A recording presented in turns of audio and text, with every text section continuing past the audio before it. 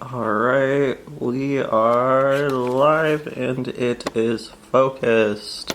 So, oh, I broke it. No, never mind.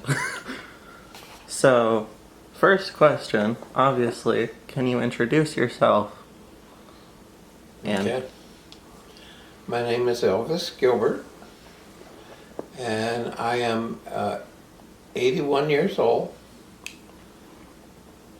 and retired Air Force, 26 years, and I was at the Arizona State University in 67, 68, during the pre-lunar landing years, while the development of the first lunar landings were happening. Okay? Yeah, that would have been Apollo 8 to 11. I'm also going to be adding in little facts, mostly for myself. And because it's awesome, I'm going to be talking in it and I'm not in front of the camera. I'm Alexei Gilbert. I'm a student in Daniel Lewis's winter quarter academic writing class for the academic year of 2024 to 2025. Alright, next question. What did you do for the moon landings at Arizona State? Okay. In 66, 67, in that time frame, while I was at Arizona State University under an Air Force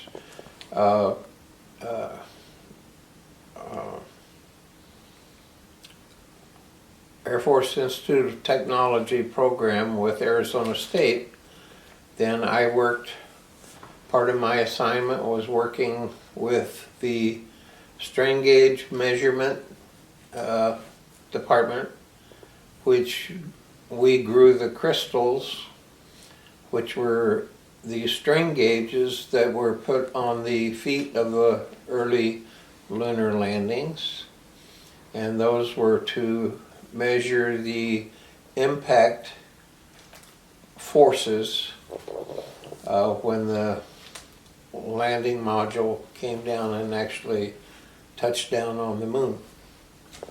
And that was to help develop the future ones, strength, durability, etc. Yeah. And since this paper is actually about the moon landing being fake, part of the theory is that it never happened because the... Then I didn't exist, right? No. Yeah, exactly. But that's part of it.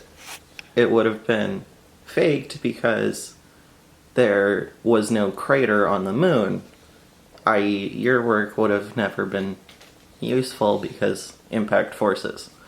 Well, during that time frame, from 66 through actually 71, of all the people that I knew and met, some of the astronauts, all of their families, if this was fake, then there was a whole bunch of people that was probably would have had to been the biggest conspiracy, because I knew hundreds of people that were involved behind the scenes. The lunar landing, when John Kennedy, President Kennedy, Yeah. in 63, gave his little speech, and he said, we will put a man on the moon in this decade. Yeah. Okay, we all thought, number one, we thought that President Kennedy was crazy, because that at the stage we were at that particular point, it seemed like it was a total impossibility. There's more calculating ability in this phone in my hand right now, much more, then we had the ability at that particular time. I was working on the IBM 360, which was one of the first mainframe computers, and we used punch cards for all of our programming. So, take in consideration, that was, let's see, 34, 44, 54, 59 years ago. Yeah. So 59 years ago, you have to think about the computing ability that was available at the time. Anyway. Yeah. That's actually another part of the theory, that it was faked. Oh, we didn't have the computing power at the time. Which I can actually say is understandable, because, you know, we went from the first flight ever, the Wright brothers, and to the putting a man on the moon in less than 100 years. Yes. Actually, the Wright brothers were in 1919, I think. Don't quote me on that. 1908, I think. Yeah. I know it was a 19-something with an 8 or a 9 at the end, and it was... So, actually about like 40 or 50 years. So it's understandable. But it did happen. Yes, it did happen. That's the only part of the theory I'll really give credence to, because it is an insane jump, and I'm sure you can agree with that. The strain gauge, when you talk about strain gauge, these are crystals which are actually grown and developed.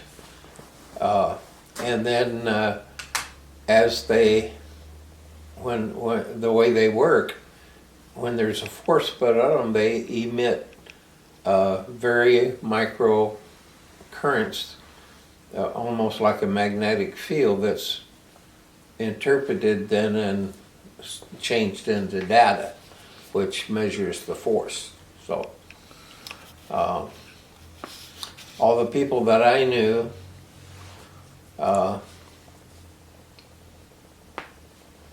Yeah.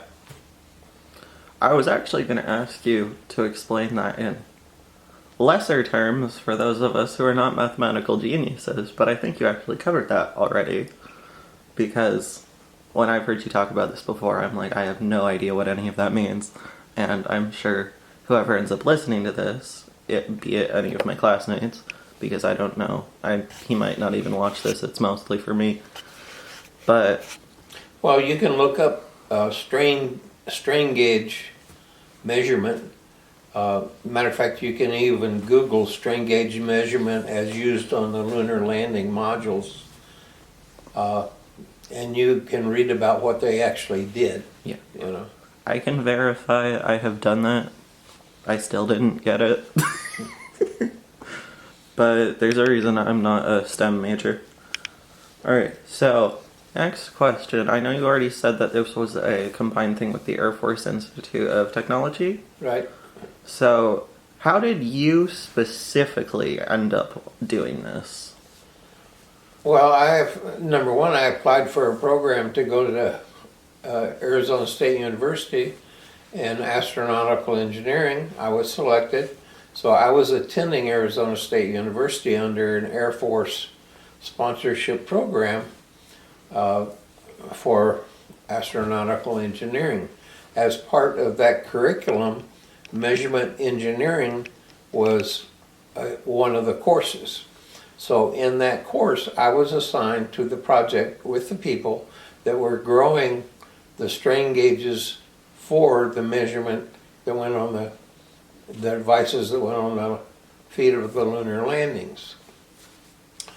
So that's how I ended up at Arizona State University and actually got into that NASA program early with people that were, you know, a lot more famous than me. Yeah. So, I turned my... Because I have my phone over here displaying the questions. This is for video context. I accidentally turned my phone off. So, do you remember how many other people like around how many, not obviously not an exact number, how many other people were working at Arizona State? At Arizona State in that project? Yes. Probably 12, 13. 12, 13. 12, Yeah. 15 Yeah. students and civilians. And people that had a doctorate degree and Smart people. A lot of smart people. We were pretty much the students Yeah. who were the assistants working on the project and doing some of the mathematics and interpretation of data. Yeah. I mean, everyone in the room was obviously smart because I couldn't do any of that stuff. So, what was it like doing this stuff? Fun, exciting. Yeah, because you got to put a man on the moon. Well, not only that, we got to meet several of the astronauts. I got to meet Neil Armstrong, and just to be able to say I was in the same room with him, to me it was a great honor. So, having met him personally, even though it was just like an introduction of students to astronauts, I think there was 3 that we met. I think Shepard was one, Armstrong, and maybe I think it was either Grissom or I can't remember who it was. There were a lot of them. But just to meet them and then follow at the time the progress of what happened, through the development of the lunar landings, it was interesting because McDonnell Douglas was building the first, actually the capsule that the astronauts were going to ride in. And we were doing some calculations and came up with a figure that it was like putting big football players, 6'6", 350 pounds, putting them into a Volkswagen and having them drive. So the capsule was actually being designed by primarily Asian engineers at McDonnell Douglas, and they were designing it for a 70 percentile man. And the smallest man that we had in the astronaut program at the time was an 86 percentile man. So they would have been like, this, so they had to redesign it on factors and just expand it so that the people who were actually riding in the capsule could actually have room to, move around and do their thing. Yeah. So that was kind of interesting. I actually remember reading about that. It was a really funny story to me because, of course. So, as a quick aside to my actual questions, because you referenced Neil and it made me think of this, part of the moon landing being faked theory is that Neil Armstrong backwards, Neil A, actually spells alien. So, obviously, Neil Armstrong was actually an alien. To be clear for the camera, I'm being sarcastic. He didn't look like an alien to me. Exactly. And a lot of people are like, oh, it says alien, so obviously he was an alien and the moon landing never happened. So... Well, it's going to be interesting for people to see that we're going to actually go back to the moon and we'll actually have a woman landing on the moon, probably in this decade anyway. Yeah. Or very soon, if not in this decade. So... No, it'll happen in this decade, I think. Yeah. And actually a lot of people say the moon landing never happened because we never went back. And we're working on going back. Obviously it's very expensive though, so that's why it took so long. If no one was on the moon, the question I would have is how can you have pictures of the Earth taken from the moon people say, well, they were taken remotely by a orbiting satellite or something, Yeah. But anyway, there's just too much data out there, and the biggest thing is knowing people who actually went and the families and everything else, the stories that were told. So, earlier you said this, you met like hundreds and hundreds of people who were quotes, in on it. So, I've actually done more research. It was around 400,000 people who worked on... Behind the scenes. Yeah. Not only on Apollo 8 for the camera's reference, but on all of the Apollo missions, and these were the moon missions. So, people will obviously say that's faked, which is the whole point of this project I'm doing. What do you think about the likelihood of getting 400,000 plus people to keep a secret for decades upon decades? Impossible. Exactly. You would have had to keep me silent.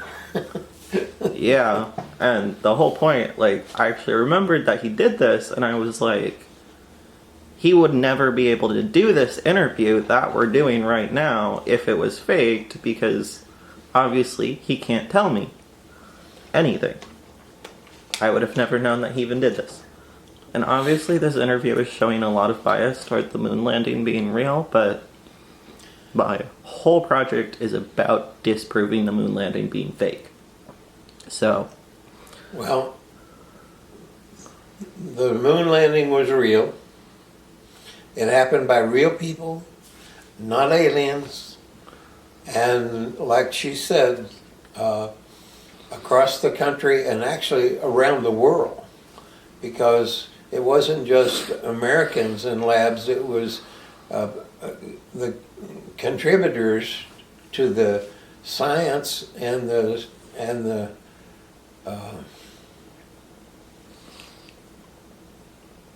study, however you want to call it. I say the science of making it possible happen, Yeah. came from people of all nationalities, races, a unified project. And like she said, more than 400,000 people contributing, all in their little way. The part that I had, was so infinitesimally small. Yeah. Compared to the actual landing. But when you put all the little bitty pieces together, that's what made it happen. So Exactly. it did happen. I was going to ask, what are your thoughts on the people who think that it's fake? I don't have any thoughts. I don't even think about it. A bunch of idiots. Yeah, because the people, the ones who actually landed, Buzz Aldrin and Neil Armstrong, brought stuff back from the moon, like the moon rocks. Those are a thing. But part of the theory says that a guy who worked at NASA, I don't actually remember his name off the top of my head, he and a crew went to Antarctica, and that's where the moon rocks are actually from. Of course, we actually have a base on Antarctica right now. I don't remember what it's called. It's the something Amundsen laboratory or whatever. I can insert editor's note, insert something about that when I'm, putting text on this video. But there's actually a laboratory now, so why haven't we been able to get more moon rocks? Yeah. So... Well, the people that say that the lunar landing was fake, I group those people with the same people that say, hey, the Earth is flat. It drops off sharply at the edge of town. Fun Because fact. the people that go out there never come back. Yeah. Fun fact, I actually did another project about the Earth being fake and a giant Antarctic ice wall, which is why I know about the laboratory thing. It's called, the Amundsen Scott Laboratory. But, on top of that, I've asked mostly everything I want. But, do you have anything else you want to add? No, just keep believing. Yes. Because you're going to see things that come up in the in the near future. And if you haven't watched the movie, you know, with Matt, whatever his name is, Matt Damon. Mars, you know, and the way the they Martian. did the slingshotting around the Earth to go back and meet the spaceship and bring him back and everything, you know. We did a lot of studies on that, so Yeah. a lot of things that just could not have happened without endless numbers of people putting all their little 2 cents together to make things come together. Yeah. You know. And obviously this was during like the height of the space race, and the Soviet Union, as it was called then, I'm referencing Russia. So the Soviet Union beat every other milestone. They got the first manned space flight, they got everything. And the first manned space flight was Yuri Gagarin on April 12th of 1961. So another reason people think it's fake is because they got every single other milestone. Why did we magically get to the moon first? Because we said we were going to do it and we did it. Yeah. Anyways, I think that's about everything I wanted to cover. Thanks. Good luck with your project. And thank you for talking to me.